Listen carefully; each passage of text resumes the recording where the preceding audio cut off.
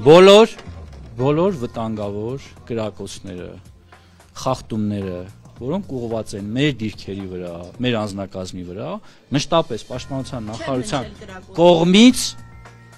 տրվել են հաղորդագրություններ եւ բացատրություններ։ Պաշտպանության նախարարն ուղիղ չի պատասխանում հարցին, գիշերը Գեղարքունիքի Սոտքի ուղղությամբ ադրբեջանական կողմից կրակոցներ եղել են։ Կիրակի օրվանից Ադրբեջանը մեղադրում է հայկական կողմին իր դիրքերի ուղղությամբ կրակելու համար, Երևանը կտրականապես հերքում է։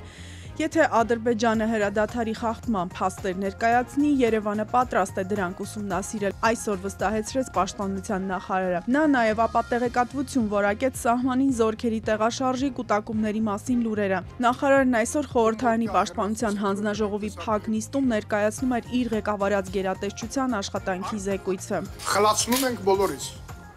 բացի նախարարից։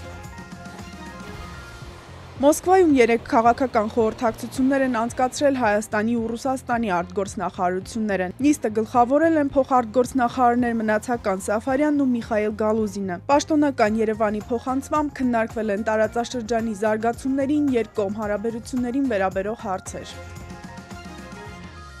Հայաստանի կառավարությունն այսօր հումանիտար օգնության առաջին խմբականակն է ուղարկել Սիրիա։ Այդ նպատակով 10 օրով բացվել է հայ-թուրքական սահմանի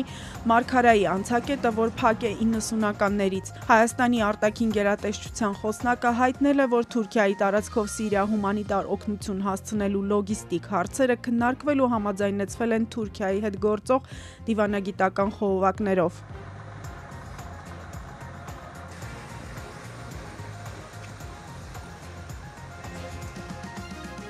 Առավոտյան ժամը 5-ի սահմաններում Սպիտակ քաղաքի մոտակայքում 3.7 մագնիտուդով երկրաշարժ է գրանցվել։ Ցնցումները զգացվել են Լոռու, Շիրակի, Արագածոտնի մարզերում։ Ներքին գործերի նախարարությունը հնարավոր ավերածությունների տուժածների մասին չի հաղորդում։